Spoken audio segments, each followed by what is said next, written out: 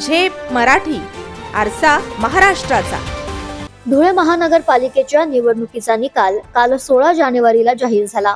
त्यानंतर शहरात काही ठिकाणी दगडफेकीच्या तर काही ठिकाणी प्राणघातक हल्ल्याच्या घटना घडल्या।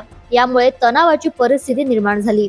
प्रभाग क्रमांक 12 चे विजयी उमेदवार प्रतीक करपे हे आपल्या वडिलांसमवेत बाहेर गेलेले असताना रात्री उशिरा काही समाजकंटकांनी त्यांच्या घरावर हल्ला केल्याची घटना घडली आहे। भाजपाच्याच काही पदाधिकारी व त्यांच्या सोबत आलेल्या 7 ते 8 जणांनी हा हल्ला केल्याचा आरोप नवनिर्वाचित नगरसेवक प्रतीक करपे यांचे वडील आणि माजी महापौर प्रदीप करपे यांनी केला आहे। काल धुळे महानगरपालिकेचा नगरसेवक पदाचा निकाल जाहीर झाला। माझा मुलगा प्रतीक करपे हा धुळे महानगरपालिकेच्या प्रभाग क्रमांक 12 मधून निवडून आला। पण काही समाजकंटक आणि काही गुंड प्रवृत्तीच्या लोकांना ते सहन झालं नाही। आम्ही रात्री बाहेरगावी गेलो असताना रात्री उशिरा 10 वाजेनंतर ते आमच्या घरी आले, दगडफेक केली। दगडफेक करून आम्हाला शिवीगाळ केली।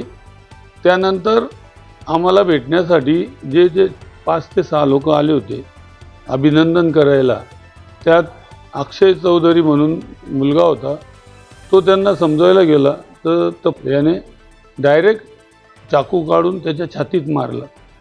तो आता सिद्धेश्वर हॉस्पिटलमध्ये ॲडमिट आहे। त्याच्यानंतर माझा मावस भाऊ सतीश गोरे नाशिकहून माझ्या मुलाला मला भेटायला आला। तो त्यांना समजायला गेला तर त्याच्या कमरात लाथ मारून त्या पाठीत आणि कमरात चाकूने वार केला। आणि गोरक्षक दीपक पाटील हा सुद्धा भेटायला अभिनंदन करायला आला असताना त्याने खूप समजावण्याचा प्रयत्न केला, पण त्यालाही पाठीत चाकू मारला।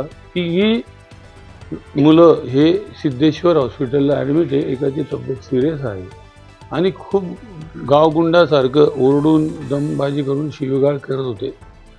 मी प्रशासनाला, पोलीस खात्याला हीच विनंती करेल, अशा गावगुंडांना जर आळा घालायचा असेल तर यांच्यावर कठोर कारवाई करा आणि यांची धिंड काढा आणि जास्तीत जास्त कठोर कारवाई झाली। आज मी लोकप्रतिनिधी आहे, माझ्या घरावर असं होत असेल तर सामान्य जनतेचं काय? सामान्य जनतासुद्धा याच्यातून खवळलेली आहे। तर परत मी प्रशासनाला आणि पोलिसांना विनंती करेल की कठोरातली कठोर कारवाई त्यांच्यावर होईल। या प्रकरणी आझाद नगर पोलीस ठाण्यात गुन्हा दाखल करण्यात आला आहे। अशाच वेगळ्या आणि ताज्या बातम्यांसाठी पाहत रहा झेप मराठी, आरसा महाराष्ट्राचा। संपादक प्राध्यापक अनिल चव्हाण, धुळे।